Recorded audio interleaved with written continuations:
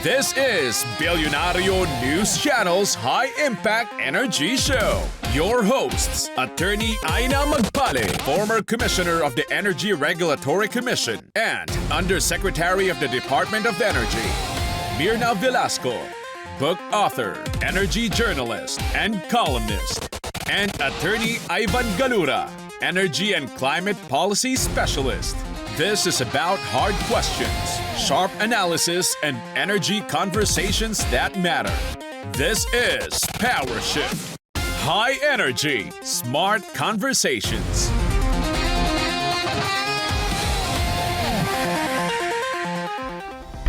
Nirekomenda ng Department of Economy, Planning and Development o DepDev na suspendihin ang moratorium sa coal kasunod ng naranasang energy crisis hindi lang sa Pilipinas kundi sa buong mundo. Ayon kay DepDev Secretary Arsenio Balisacan, makakatulong ang pagluwag muli sa paggamit ng coal bilang source of energy para i-address ang krisis na ginagawa na rin umano ng ibang bansa tulad ng Japan, Germany at Italy. Samantala, sinabi ni Energy Secretary Sharon Garin na bukas ang ahensya na pag-aralan ang suwestyon ni Balisacan. Matatandaan na noong 2020 ay nag-impose ang Pilipinas ng moratorium sa mga coal power plants para makapag-focus sa renewable energy transition.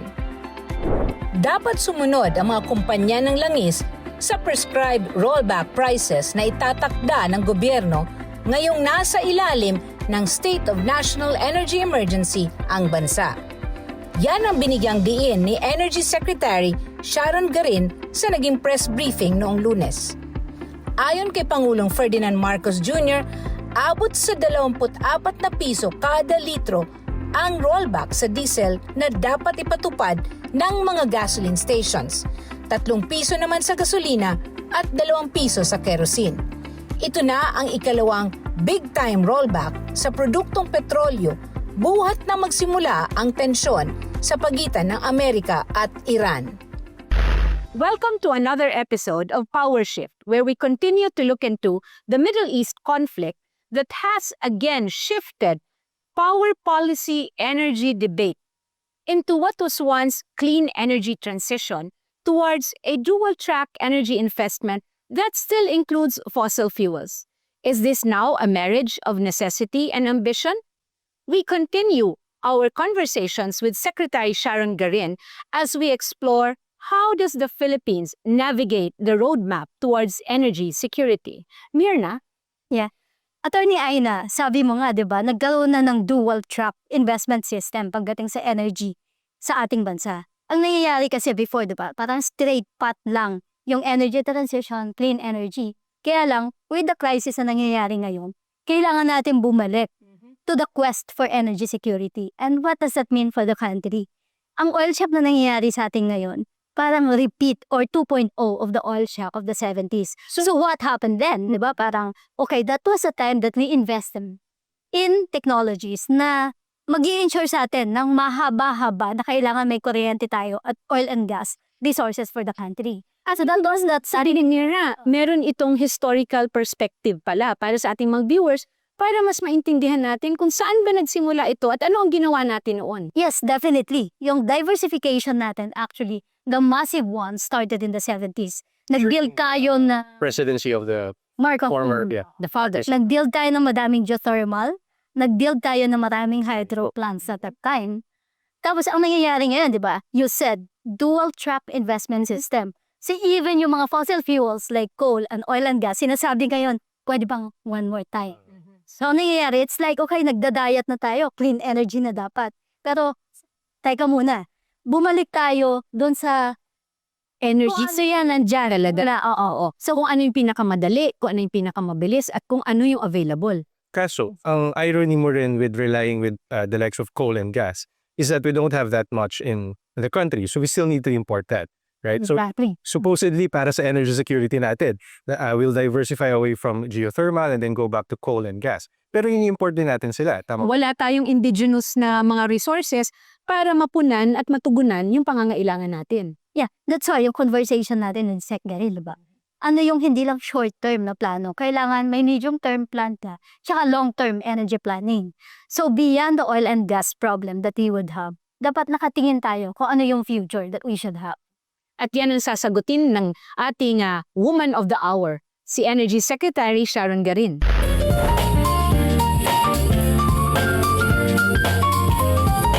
We will be discussing the very complex pathway of energy transition. And if you would have to look at it, there's always that kind of conflict between ambition and reality. Some people would say it is very messy, it could be uncertain, Yes. and it is very expensive. But it is something that we cannot deny it is happening. And if we would have to link that with the policy of this administration, what was the conversation like with the President when you were appointed as Energy Secretary? So, ang mga kababayan natin, definitely ang tanong, ano ba ang masasharon natin at the end of this administration? The marching orders of the president is the same as always, no? People first. So if you notice naman siguro in the last SONA of the president, medyo mahaba yung portion ng DOE done. The electrification of the islands, total electrification, lifeline rates, net metering, and all the others that are like Sikihor was specially mentioned at that time. It's the common thread of all those directives are like dapat makatao yung DOE. It has to be people-centered in the sense na there has to be reliable electricity, there has to be affordable electricity at fair to all, no? Lahat dapat may equal access. Kailangan talaga we're pursuing the directive of the president, and every activity that we do, every circular that we issue, the objective there is to have stable, reliable, and affordable electricity. So, ngayon po, like if you look at what we've done, I replayed the SONA over and over again, word per word. We've made task forces for all those, every sentence that he has made. We have a task force to make sure all the 200 power plants are finished on time. We have a task force for lifeline rates, for net metering, and all, and even for the islands. So, so far po, we're on track. We're on track with the directives of the president. The common thread to all that is affordability, access, and reliability. What major achievement has been delivered so far, and what are those that have yet to be accomplished? Maraming achievements in DOE so far, even during the time of Sec Popo, because he's my mentor, you know. Maraming achievements, but I think I have to give credit to the whole DOE family for that. Kasi NEA has accomplished so much. The response to the disasters have been phenomenal. Our task force kapatid are so responsive. Ang dami-dami nila, ilang libo ang for 2025 ang nag-volunteer. Napocor is starting to do the Green Islands drive so that we can wean them out of diesel. And then also on the Pisang privatization has been very successful. But on the DOE side, our policies are gearing towards transition. So on transmission, on renewable energy, we're now on our 5th GAIA now. Tapos yung mga policies on the power side, we're also trying to make some tweaking there para mabalance yung energy security natin. Medyo too loaded tayo sa Luzon pero manipis tayo sa Mindanao and Visayas. So there are so many things, and you're right. It's such a complicated industry kasi it's not they're not It's not straightforward. Tsaka hindi Yeah. sila government eh. Yes. Hindi mo uutusan, di ba? Exactly, yes. So the role of DOE, as far as I see it, is like to make sure that we lead the private sector towards the targets that the government wants. We cannot tell them what to do, but we can give them the incentive to go for targets. If we need a certain base load, it's a certain year, there has to be a mechanism. DOE has to set the mechanism that will let them guide them towards there. But there has to be enough, hindi lang carrot, dapat may Pero stick the talaga. perception na mahal ang kuryente, how will you explain that to the public? Kasi parang laging ganun eh. I totally agree. It's expensive. It's expensive compared to the rest of the region. Yes. Even my first 100 days, ang miracle, increase pa eh. No? It's not going down. But it takes a while. It takes a while kasi, Yeah. yun nga, like you said, it's such a complex industry. DOE has to see the bigger picture. So for me kasi, we need more base load in Visayas and Mindanao. To build a coal power plant or even a gas-powered power plant It'll take time. Yeah. takes time, 5 years. Yeah. If you want hydro, that's 10 to 15 years. So, ang planning dapat nandyan, dapat nakikita ng DOE ang buong picture so that at a certain point, we have an objective that we will be lower than 10 pesos, hopefully. No? Maraming factors Siguro yan. kailangan din natin i-highlight no na isa yan sa mga pinakamalaking challenges, yung transition kasi mas madalas sa hindi na hindi natin nakikita in our lifetime actually yung mga milestones, yes. That's what you call legacy work. Yes, there you go. The first one has to be like the most perfect nuclear power plant. I'm also excited. I want it tomorrow if possible, but I want it very, very safe.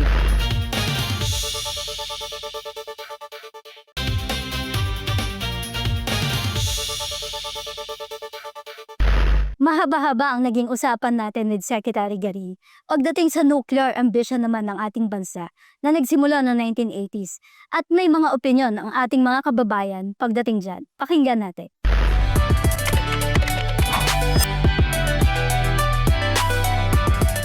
Marami siyang benefits na pwedeng makinabang sa, yung hindi lang isang city lang ang pwedeng makinabang. Kumbaga applicable siya sa buong mundo, hindi lang sa bansang Pilipinas. Well, I could say na hindi naman siya totally harmful. Well, hindi pa naman natin siya na proven and tested. Para sa akin kasi may positive and negative effect siya eh.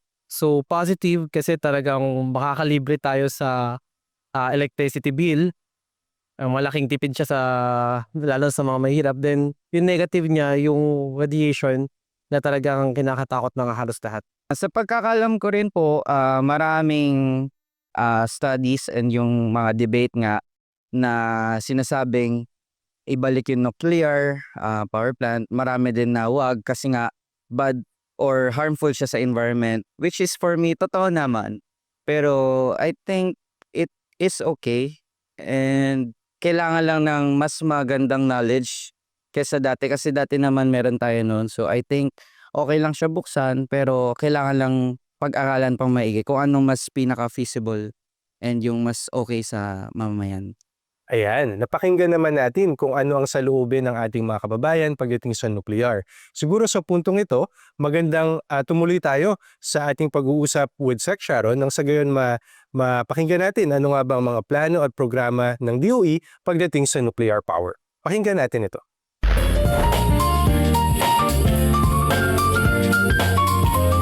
Pero isa sa mga tanong rin Sec, paano nababalanse yung pangangailangan rin na i-assure natin yung mga investors ng stability ng ating mga polisiya vis-a-vis yung kagustuhan natin na yung mga epekto nito will go down to the masses. Oo. I want to refer that question in the topic of nuclear, no?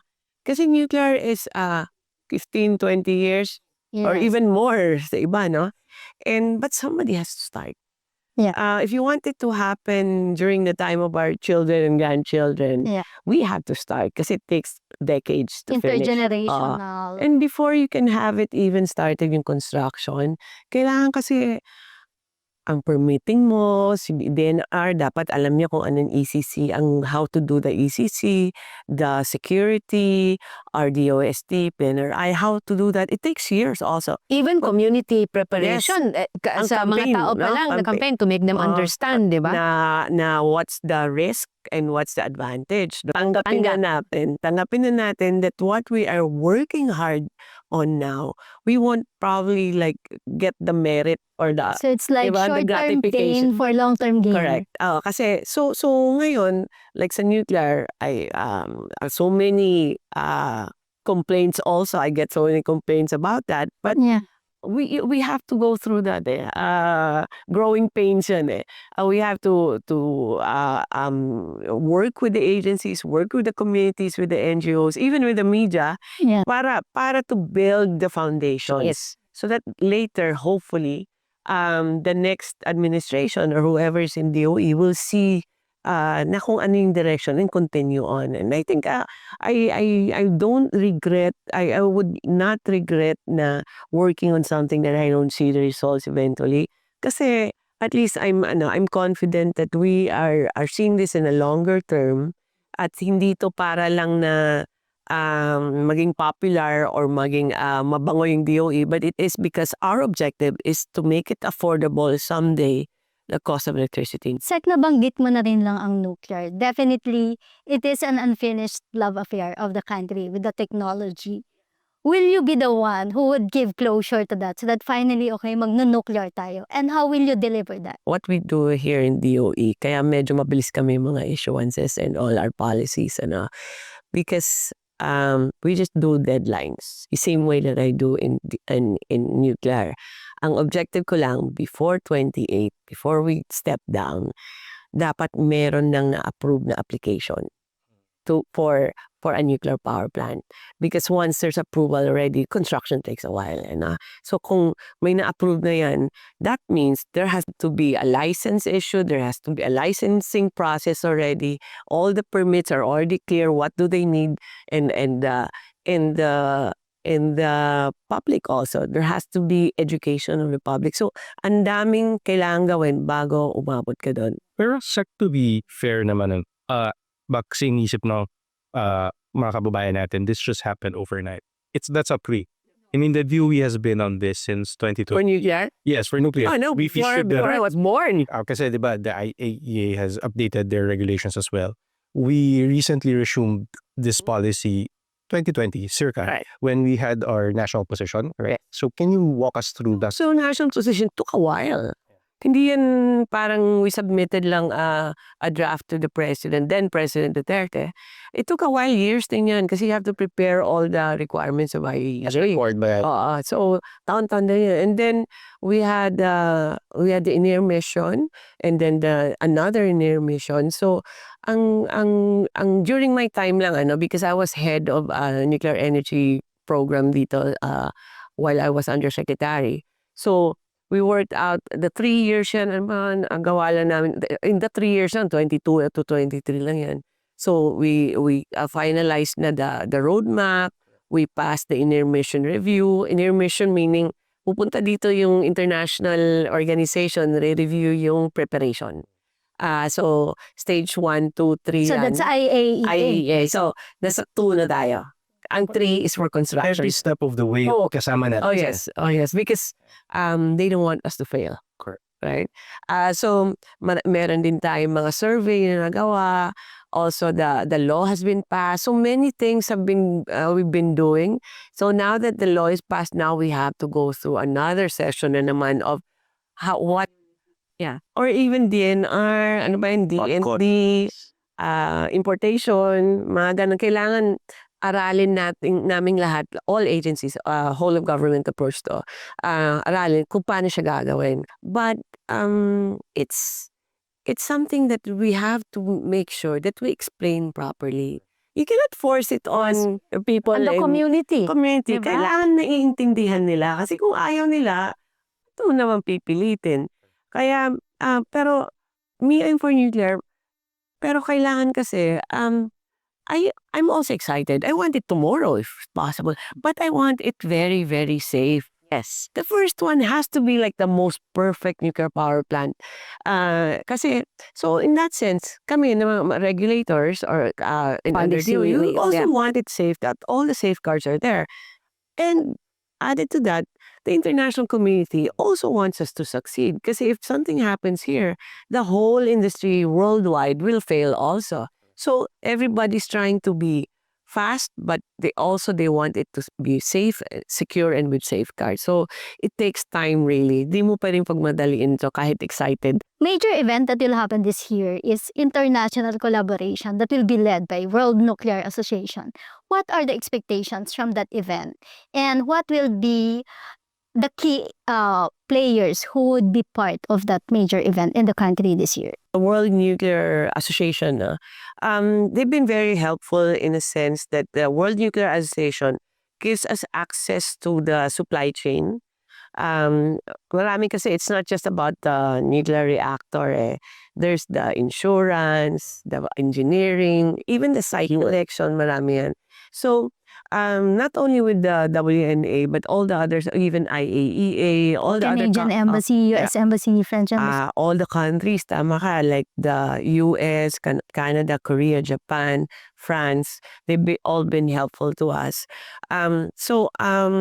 Because tayo dito, kahit matagal na natin tong topic, pero bago pa rin tayo dito. So we need all the knowledge and all the supply chain basically, no? Kaya ang collaborations with WNA and the like, it gives us for example, our agreement with Canada, for example. They bring us there and teach us like how they do things, what are the good practices. What I also want to pursue there is the disposal. Kasi issue yan eh.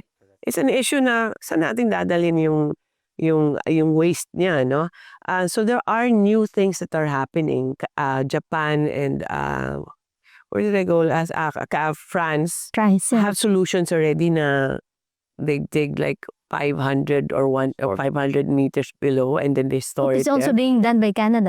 Canada and Finland, I think, no? So maraming ng solutions, but we want to make sure na rin na we have an answer to that issue. So marami kaming natutunan yan sa international community, and collaborating with them through WNA, we have access to the knowledge and the technology of the different countries. Marami kaming gustong i-pursue sa WNA and also the other countries kasi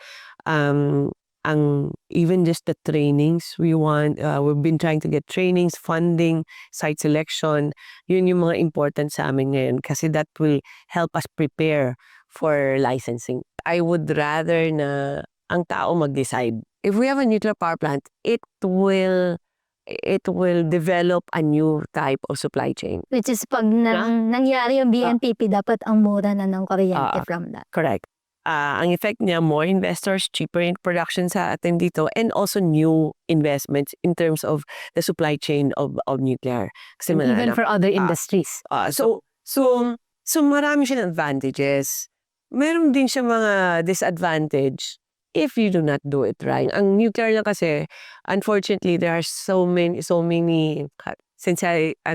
sensational use. Tsaka pa isa-isang event, hindi siya yung Pero malakihan. Pag sumabog naman, issue talaga. Kaya nga, kailangan talaga aralin natin, we educate ourselves, and then hopefully we can start naman our even stronger campaign, so that not to convince everyone, no, it's to educate ano ang risks and what are the advantages. At sa ating pagbabalik ay pakikinggan natin kung ano ang pulso naman ng ating mga kababayan tungkol sa coal energy at kung paano ito matutugunan ni Secretary Sharon Garin ng Department of Energy.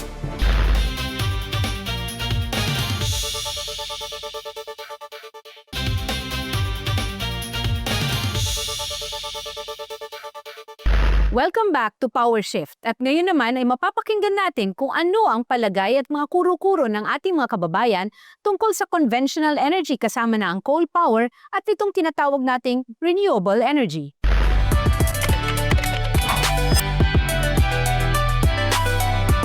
Coal plant. Actually, matagal na rin natin siya ginagamit sa pagkakaalam ko po. Pero yung nabanggit niya na dalawa, which is yung solar and yung wind, is much, I think for me, is better. Because lalo na ngayon sa environment natin na ang daming pollution. Bali po nagbaburn po ng mga coal para po mag-generate ng mga electricity, like ganun po. Para mag-create po ng energy. Coal plants yung nag-generate ng energy using burning coal na talagang ginagamit natin since din pa, sinauna pa sa mga train, like para ma-operate yung train or mga ship before. Wala pang mga gasoline na ginagamit dati. Most of the time naririnig ko yung solar and yung wind energy. Like sa solar, parang mga solar panels na very common kahit sa mga street lights na ginagamit natin. Then yung sa wind, yung windmill especially sa Ilocos. Yung coal ay ginagamit siya para mag-generate ng energy. Wind energy. Kadalasan din natin to siya nakikita like sa Philippines. Mostly meron siya sa Ilocos. Solar, uso na din yan ngayon. Ginagamit natin siya sa mga bahay-bahay. Ganito. Para nakaka-save tayo ng energy. Ang pagkakaintindi ko dyan is parang gumagamit yung bansa natin ng alternative source of energy. So, ayun, parang much better siya gamitin sa ngayon kaysa sa kasi ang kuryente natin is, di ba, pataas ng pataas and pamahal ng pamahal. Napakinggan natin kung ano ang mga saloobin at kuro-kuro ng ating mga kababayan pagdating sa conventional energy kagaya ng coal o uling at ang renewable energy. Sa ngayon, ipagpatuloy natin ang ating pag-uusap with Sec Sharon kung ano naman ang plataforma ng gobyerno pagdating sa dalawang sources of energy na ito. Pakinggan natin si Sec Sharon.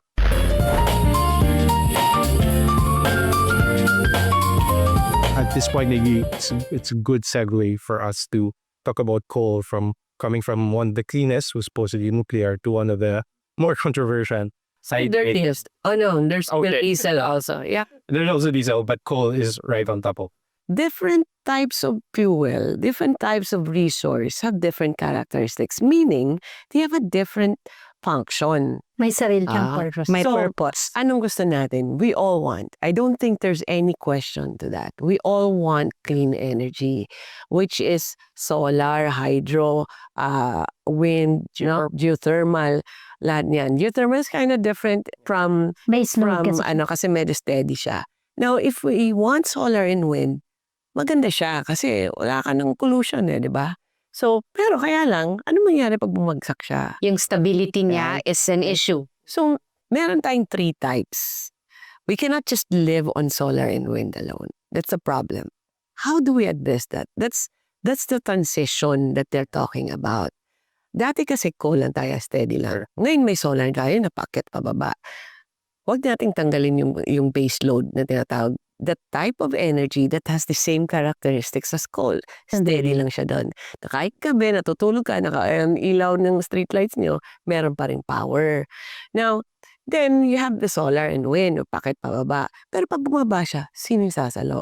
That's yung mga mid-merit na tinatawag natin, which will cater to what we need when the variable renewable energy is not delivering power. So kung yung aandap-andap, wala siya, dapat may sasalo may sa sasalo. kanya. So, Si gas yun. gas or even batteries or even pump storage. We just have to have different types of resource. Yung tawag na energy mix. Coal, we can do away with coal. That is true. But we have to replace it with something else. It could be nuclear. It could be nuclear. Gas maybe is too expensive. Maybe geothermal. Maybe hydro. So, may categories yan bakit nangyari? Kasi we want to be cleaner. And that's where the transition Correct. comes in. So iba-iba na yung dapat ang mix natin. Compared to 40 years ago, 30 years ago, iba na yung mix natin. Kaya naghahabol tayo. But alam mo to, transition is expensive. Yes. It comes with a cost. Coal is the cheapest. What we don't want is the cheapest and the dirtiest, pero pinakamura yun. May externalized cost naman. So, kailangan i-balance mo. We want cheap, but we want clean. But we don't have a technology that is both. Pero right now, while we're waiting, while transitioning, we need to find the perfect mix for the Philippines. There has been concerns that the 2025 advisory issued by the DOE last October, clarifying the 2020 coal moratorium policy, is actually a step back. Correct. How would you respond to the concerns that the 2025 advisory is the government backsliding on its clean energy commitments by prioritizing less efficient, less sustainable sources of energy. Yung in-issue na policy was to allow own use coal, correct? Which is in contradiction to what we are trying to push, and in which we have a policy that we have a moratorium on new coal power plants. So, That's the issue. so ngayon, ina-allow natin. But the question is, when do we allow? We don't just allow anybody. Ang requirement doon, own use siya, then you have, there are some pag own use kasi totally, dapat yan hindi ka nakakonect sa iba eh. So Like within yung- the fence. Yung bahay mo lang, Oo, yung ikaw bahay lang. mo lang, nandyan lang. Industriya mo lang. And then kailangan may transition plan ka. Kailangan you have to a certain point may sasubmit ka sa amin together with the application for the coal plant. You have to tell us when do you plan to become green. Okay? So ano lang yan kasi right now we're for example like our some economic zones or some manufacturing for example. There's even like cement plants, steel plants na kailangan nila ng cheap kasi otherwise our construction costs will go up. It makes sense naman The economically. heavy industries. Heavy industry. So, at meron ding mga mining, for example, that are trying to lower their cost. So, they've been trying to, our economic team, the administration, has been trying to find a way to make our cost cheaper. And that's one of the solutions. It was really a hard fight. Kasi kami talagang green kami.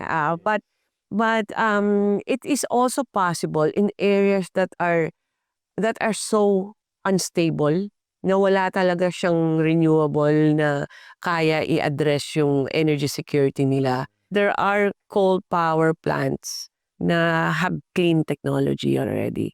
I think we have some already here in the Yung mga Philippines. ultra battery supercritical. supercritical. So meron na emissions niya lower and our teams are studying pa kung if ever there are applications in the future that maybe we will require that na ganun na talaga yung technology, not the old one that mataas pa yung emissions. Balance kasi if we don't allow the coal-based load in some parts, may costs sa economy at sa tao. So, people in the Philippines sometimes, what our priorities are what? We want cheap electricity talaga and stable electricity.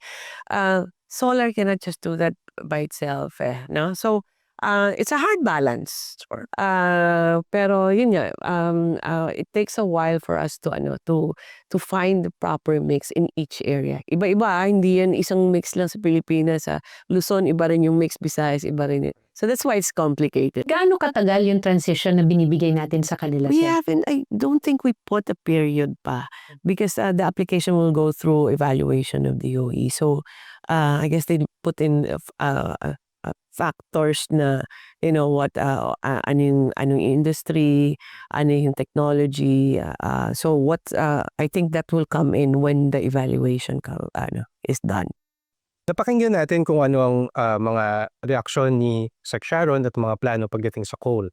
Kasi sa ngayon pinakamalaking share ng energy mix ng Pilipinas ay galing sa coal, 60%.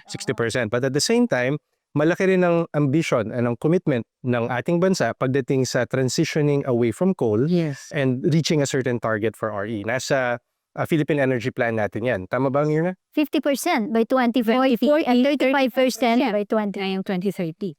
That's very important kasi isa ang Pilipinas sa mga pinaka-vulnerable countries pagdating sa increasing frequency and intensity of typhoons. Naramdaman natin yan itong napakainit na panahon, napakalakas sa bagyo.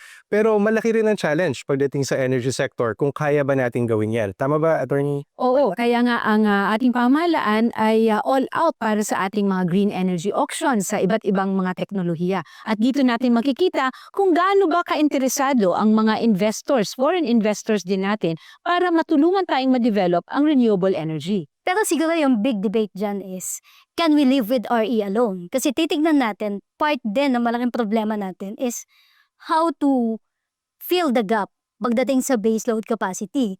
And currently nga, ang nag-fill niyan is coal plants. So para for the country to have that replace, kakayanin na ba na walang coal in our energy mix? Bakit nga ba hindi kaya? Ano bang challenge pagdating sa RE? Variable siya, no? Yes, oo. So, Why kailangan mo na siya? more energy storage systems. At pangalawa also, siguro, yung kailangan disiplina rin pagdating sa mga RE investors. Titignan natin, medyo pumalpak tayo pagdating sa J1. Ito yung first auction, di ba? Hindi nag-deliver kung sino yung dapat magde-deliver. Maraming Sino sila ng mga nanalo actually, di ba? Kontrata. Ng mga kontrata. And medyo tuloy-tuloy yan kasi may mga problematic pa rin. Alam ko may mga foreign investors na tinawag yung DOE na kailangan mag-update kayo pagdating sa investments nyo. Otherwise, baka hindi na naman makadeliver. So, nagba-back to square one tayo when it comes to RE investments. Yan yung risk, kasi mag-auction ng gobyerno, ang DOE, para i-deliver yung power at a certain period in time, pero hindi na de-deliver. Yung Kulang ng policing. Na nangyayari. kulang ng policing. So either pagre-review or pagsigurado na yung mga milestones nila ay talagang natutugunan nila. At hindi rin nakakatulong. Alam ng ating mga viewers na with 7,641 islands, paano Yan yung updated number of islands natin. Ano natin mabibigyan ng kuryente itong mga isla na ito? In fact, the laylayan is the spag areas. Ito yung mga hindi konektado pagdating sa grid. And at this time na meron tayong crisis, sila yung mawawalan ng kuryente. Yung blackouts talaga sa kanila is nag-worsen. Mawawalan sila ng kuryente kasi nakarely lang sila heavily on diesel. Na ang nagpapatakbo niya na yung ating National Power Corporation. So sa tuwing sumisipa ang presyo ng diesel sa mundo, sila ang unang nagsasuffer. At merong threat na mawawalan silang kuryente kasi hindi sapat yung budget para pangbili ng diesel. Ayan na naman. Presyo na naman ang kailangan pag-usapan dyan. Dahil kung magkukulang ng langis, di ba? Mag-iimbak tayo o kukuha na naman tayo ng napakamahal. Tulad na nangyayari talaga ngayon. At sino ang sasagot niyan? Tayong lahat. Dahil yan ay missionary electrification. Siguro yung tighter policy direction na kailangan ng government. Kasi ang nangyayari ngayon, Imperial Manila, we solve anything and everything na problema pagdating sa kuryente. Pero yung mga nasa laylayan, far-flung areas, hindi masyado nabibigyan ng attention. So we would say energy security, kailangan kasama sila. Kasi Pinoy din sila. At lalo na pagdating sa energy transition, energy security at energy transition, kasi sila rin maapektuhan. Sila ang may diesel, sila ang nag-suffer tuwing mataas ang presyo ng langis. At sa ating pagbabalik, ay pakikinggan natin ang pagpapatuloy ng conversations with DOE Secretary Sharon Garin on renewable energy.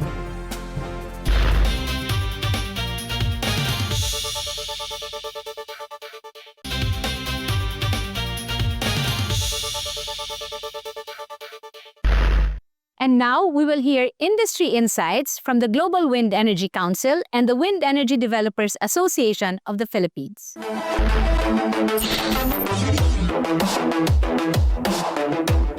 Offshore wind, globally, we have around 83 gigawatt built already. And we're expecting 350 gigawatt more to be built. And most of the opportunities are actually within the global south. And most would be in Asia, particularly those countries that we call as emerging markets. Right? So what we're seeing right now is that these countries would have the highest, wind potential, onshore wind, offshore wind. The resources. Yeah, the resources, it's high. You see the government's really putting huge ambitions for us to, reach our 30, at least for the Philippines, to reach a 35% RE share by 2030 and 50% by 2040 or 2050. And we see offshore wind as a huge catalyst to make it happen for the Philippines. But then, what do we see? Mataas ang capex niya. Yeah? Talagang to be completely transparent about it, high yung capex niya. You'd need infrastructure. Unlike other RE technologies for offshore wind, particularly, you need ports. So you can build. This is unique to offshore. It's unique to the offshore wind, no? And that means you really need a lot of investments to happen. The government would have the ambition. The developers are here. We're working as one ecosystem. Even the banks are like, what do we need? So now there's this much needed conversation on how can climate finance and multilaterals and how can we, where can they come in? And the whole development conversation would definitely include them. So to me, for the last 2 years, we've been talking about nothing but auction, about ports, about grid, and about marine spatial planning and, impacts understanding. And now we want to really go to the details. We have, by most accounts, a very ambitious target for our RE sector. It's 50% of the energy mix by 2040, and in that effort, both onshore and offshore wind play a very pivotal role. Onshore wind right now is less than 1,000 megawatts, but quickly ramping up because of the green energy auction. But it plays a foundational role for the wind sector, because onshore wind is where we where we gain our expertise in operating and managing wind farms. And offshore will provide a transformational role in terms of the RE ambitions, because it's in offshore wind that we have of course, a potential of 178 gigawatts. Offshore and onshore wind are both variable RE sources. But with the developments in technology and forecasting, there's now a much better sense of how much wind you will have. The government encourages the investors to build renewable energy, diba? It's been very successful. So we've had solar, wind, hydro, and geothermal, I think, over the years. So we're now on GAIA 4. Ang 3 kasi, ano yun, hydro, no? Or, hydro. Yung pump storage, tsaka yung hydro, na that was historical, 7,000 megawatts. Yun, talagang ang laki nun. That's a huge help for us. Next was the solar and and the iris. So now we have enough. I mean, we'll meet our target, so 35%. Now what our direction now in DOE, actually yesterday lang nag-meeting kami, is to be more responsive, innovative, and progressive when it comes to GAIA. So we have waste to energy because we want to help the flooding in Manila also. There's 13 million tons every day of garbage dito sa Manila, and it's every day comes back to us. Diba? So waste to energy, especially for Metro Manila. The other one was we were talking with the National Irrigation Administration putting solar in their canals. The next one was we also want more renewable in Mindanao. So a GAIA specifically for Mindanao, kasi we want our investors, domestic and international, we want them to know that Mindanao is open for business. You know that solar panels that they raise a little higher in their plants. Yes, agriculture. Agrovoltaic ang tawag. So there are technologies in that. So those are things that we've been discussing because we want to be clear of like what kind of GAIA we want to do in the next few years and the next 10 years actually, and at what capacity para may visibility ang mga investors natin. So we're mapping that out, but our direction is like be more creative in a sense that we parang tinutulak mo yung mga investors in the right direction with the policies that we put. Yun, plus the batteries. What we want is all REs from now on has to have battery. And speaking of those investors na talagang kailangan din natin na mapaintindi sila and para ma-assure sila na may return sila, di ba? Successful ang ating mga GAIA SEC in terms of yung pina-auction natin. Gaano naman tayo kasigurado na sila naman gagawin nila yung parte nila na talagang tatapusin nila? How do we, kasi ngayon nga, di ba, ang dami nating kinancel ng mga RE contracts. We have so many contracts that are not happening. And that's because before kasi at the start of renewable, we wanted more and more. And we were accepting any offers for a contract. So recently, during the times like Popo, we did reforms on the applications, the omnibus rules natin. So kailangan, may-ari ka na ng lote or may lease ka na dyan, of stricter rules. So now we're reviewing everything. We're doing some tweaks in the rules na dapat pag hindi ka nag-comply at a certain date, kailangan i-call na namin yung mga bonds. So we're putting more safeguards now. But our batting average is still not good. But that's because of Gaya 1. Delivery. On Gaya 1. We want it more, we want to use more of the technology available, automation, AI. We're pouring most of our savings on those para what we do na lang is data analytics here in DOE para tama yung analysis kasi yung tama kasi Technology-driven. manual na pa ngayon yung kaya minsan hindi ma-monitor na maayos because of the thousands of contracts that we have. So now what we're trying to do is improve on policies but at the same time make it more efficient for ang mga taga-DOE. And so we've seen and heard a glimpse into offshore wind along with other renewable energy resources. Pero ito, Myrna and Ivan, ang kabalikat rin nito ay ang halaga o ang presyo nito because it does come with a cost, di ba? At dagdag yan sa presyo ng kuryente ng bawat consumer. Why does it come with a cost, Attorney Aina?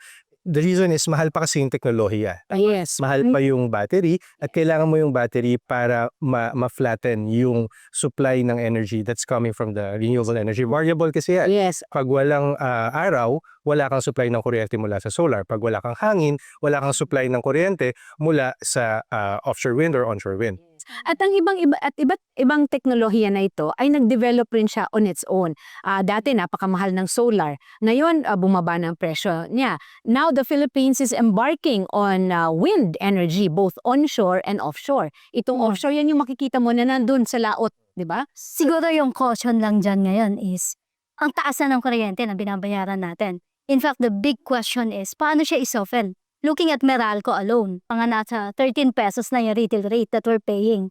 So pag magdadagdag pa tayo ng mas mahal na technology, be it RE, offshore wind man yan kasi medyo malaki yung cost niya, paano natin yan ibabalance sa affordability naman pagdating sa consumer? Kasi hirap na tayo eh. At yan nga ang malaking debate kasi makikita rin naman natin na long-term wise, ito talaga yung tinatawag natin na sustainable at indigenous kasi wala naman nagmamayari ng hangin, ng araw, di ba? At ma-harness natin yon para sa sarili nating mga pangangailangan. Sa ngayon, ang green energy auctions natin ay talagang dinidevelop para ang tawag natin ay ma-accommodate no? At mapalago itong renewable energy. Isa rin siguro sa mga highlight na naging discussion natin with Secretary Garin is how to prepare the industry. Ang sinasabi nga, part of it, para mapababa or at least cost competitive to mga technologies na to, i-develop yung supply chain. And the other part of that is reskilling din ng mga tao. Bagong technology to sa atin eh. So, paano mo i-prepare ngayon yung mga tao that will comprise that? Hindi lang yan, Nina. Alam ng ating mga viewers na tayo ay namamayagpag pagdating sa OFWs, di ba? And we do have overseas foreign workers na nandito na sa industriya nito pero nasa ibang bansa. Kinikilala ang kanilang skills. Taiwan, in fact, mga Pinoy. Yes.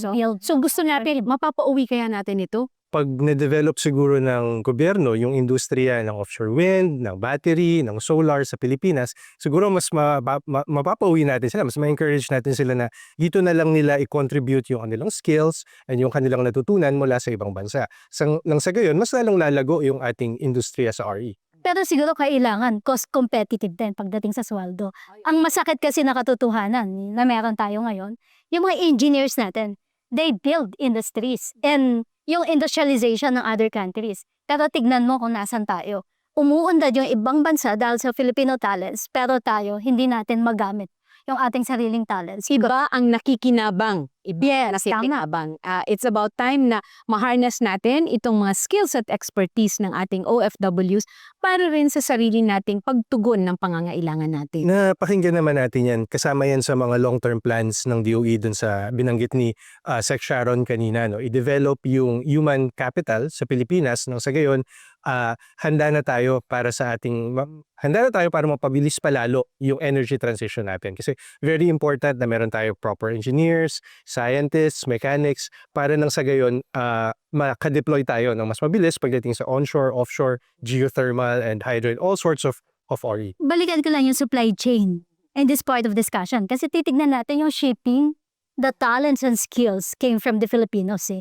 And it's one thing that we can do also for offshore wind if we would have to look at it for the long term. Ivan, saan ba patutungo ang renewable energy para sa Pilipinas, sa palagay mo? Sa palagay ko, Attorney Aina, kaya namang maabot ng gobyerno yung kanyang pinapangarap o yung inaambisyon na percentage, 40%, 50% by 2030. Tingin ko handa naman tayo dyan. Yun nga lang, gaya na sinabi ni Myrna kanina, merong kaakibat na gastos. There are so many factors that we have to consider. Now, what DOE has done is this has become a multi-bureau or multi-agency endeavor because the president issued an EO na for wind. Tapos kami dito, we're also organizing ourselves because first of all, you need the port. You need infrastructure. You need new types or new connections for transmission. No, tapos malalaki to eh. So ang offtake niya. So it's a very expensive endeavor right now. But it's one of those resources that Philippines, according to World Bank, has one of the biggest potentials. We have to lay the foundations. Inaaral ng DNR kung paano i-studyin yung ECC niya. Kasi mahirap eh. Building permit, how can you even check something that we don't even know what the technology is? So we do trainings, no? Communities, because the people think that their livelihood will be affected. So check din yan, effect on the environment. So marami pong mga factors yan. But we do think that the first one is expensive, like solar, like wind. Once we have it set, the whole supply chain, it will come cheaper and cheaper to us and for the rest of the world. And if we are successful in this, in fact, if Philippines become a pioneer in Southeast Asia, we can be the hub for offshore wind. What will be your pitch when it comes to policy that shall be prioritized? And how will you now enjoin these peers in the region? When I attend a minister's meeting, especially in energy or any meeting in energy, ako lang nag-iisa babae palagi. That's not what's happening in the Philippines. For the Philippines, kasi one of the continuing issues is the ASEAN grid. No? We're for that. Because someday, we do see the potential of the Philippines on offshore and other technologies also. There will come a time that we might be exporting power also to other areas, or we might need also power from the other areas. So, ngayon, last year, I talked to the minister in Malaysia and also in Indonesia on doing a MOA na rin with them so that we can study already. That's a again, legacy work. Yes. But it's bound to happen anyway. Singapore is already importing their power from other countries. Kaya mangyayari yan. So yan, ASEAN grid. Another one is, for me, which is, we always talk about energy security in those venues or even here in the Philippines. And then energy security, though, I want to emphasize yung energy security of the region. We need to have a certain system that we secure our own region. Each other. Each other. Tapos yung transition to cleaner energy, including nuclear. Because Philippines has always been one of the strong advocates of nuclear in the ASEAN. But also the transition. On transition, what we need more in transition is not just about retirement of coal and all that, but also the financing side. As we close, Sec, what is your message to the public? And we've been talking about legacy. If in the future, people would remember you, how would you want to be known? DOE used to be one of the best agency in the country during way back mga 20 years ago. All graduates want to work here, di ba? We have the best geologists, engineers, lahat na nandito, chemists, no? And over the years, for some reason or another, siguro reforms to the policies, the shift in the economy also, medyo, it's not as Nag-abroad na lahat. Nag-abroad lahat. Kasi mga nuclear scientists natin dati, magaling eh. So, we're working on that. We're building our own energy center for excellence. We're trying to build an energy museum, training center. So we also want to push DOE DOE Philippines to be the center for excellence. That's what I want to happen for DOE. That all the employees of DOE are proud to be working for DOE. And that comes with a lot of work behind that. I want more of the innovations and progressive ideas to happen during my time, or at least started, like nuclear, for example. Hydrogen, we want to push that kasi Philippines is the only one that had a public bidding for hydrogen exploration. So, clean energy is the goal and keeping the lights on is the test. We don't have to love energy policy, but we all have to pay for it. It's why this conversation matters. And that's a wrap for tonight. Until the next jolt, may all the energy markets in the world survive the chaos. This is Power Shift, Hard Energy, Smart Conversations.